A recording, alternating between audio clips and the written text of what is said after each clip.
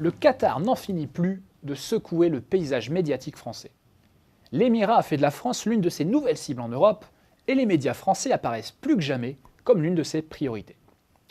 L'intérêt du Qatar pour la France n'est pas nouveau, mais il n'a jamais paru aussi évident. Le Qatar est fondamentalement un pays rentier, c'est-à-dire un pays dont le développement repose essentiellement sur les revenus que lui procure son très riche sous-sol. Le Qatar détient en effet les troisièmes réserves de gaz au monde et tire l'essentiel de sa croissance de gigantesques excédents commerciaux générés par ses exportations de gaz. Tout comme d'autres pays rentiers, comme les Émirats arabes unis, l'Arabie saoudite ou même la Russie, le Qatar cherche d'abord des placements porteurs pour faire fructifier les milliards de dollars générés chaque année par la rente gazière. C'est ainsi que le pays, par l'intermédiaire de son fonds souverain, est entré au capital de fleurons français comme le groupe de luxe LVMH, le géant du BTP Vinci ou le pétrolier Total. Le Qatar est également à la recherche d'une plus grande reconnaissance sur la scène internationale et a multiplié les coups d'éclat dans les domaines des médias et du divertissement. C'est ainsi que fin 2010, le pays a obtenu l'organisation de la Coupe du monde de football 2022. Une sacrée performance pour un pays d'1,5 million d'habitants, dont 80% d'étrangers, et qui n'a jamais pris part à aucune grande compétition internationale. Enfin, le Qatar veut également devenir une voix dans le concert médiatique international.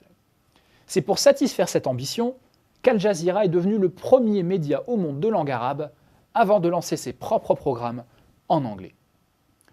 Le point de rupture dans la stratégie qatari s'est produit tout récemment avec une nette accélération de ses investissements dans les médias français.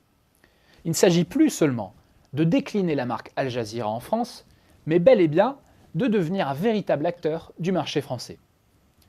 Dans un premier temps, le Qatar a dépensé des centaines de millions d'euros pour obtenir, en France, les droits de retransmission des plus prestigieuses compétitions de football. La future chaîne de football du Qatar aura ainsi, en vrac, les droits de l'Euro 2012 et 2016, de la Ligue des Champions, ainsi que de nombreux matchs des championnats anglais, espagnols, italiens, français et allemands. Une véritable déclaration de guerre à Canal+, filiale du géant français Vivendi, dont le président s'est plaint dans la presse de la concurrence déloyale du Qatar et de ses moyens illimités. Un signe qui ne trompe pas, il y a 5 ans, Canal+ était encore propriétaire du Paris Saint-Germain. Aujourd'hui, le propriétaire du PSG, c'est le Qatar. Dans un deuxième temps, le fonds souverain du Qatar a consolidé ses participations dans des groupes de médias français. Tout récemment, il a pris 2% du capital de Vivendi et a encore augmenté sa participation dans le groupe Lagardère, propriétaire notamment d'Europe 1 et de Paris Match, et qui détient également 20% de Canal+.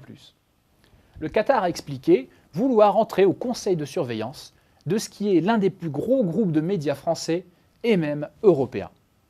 Le Qatar se positionne ainsi en concurrence frontale avec les groupes de médias français et les infiltre en même temps en tentant de devenir un actionnaire important.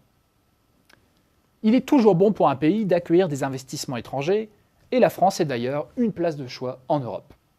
Pas étonnant donc que le Qatar porte à la France une attention particulière. Toutefois, son goût pour les médias est plus étonnant.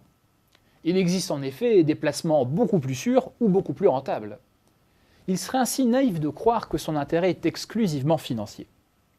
Mais ce qui est encore plus étonnant, c'est la facilité avec laquelle le petit Émirat investit dans des secteurs aussi stratégiques et médiatiques sans que les autorités françaises ne disent mot.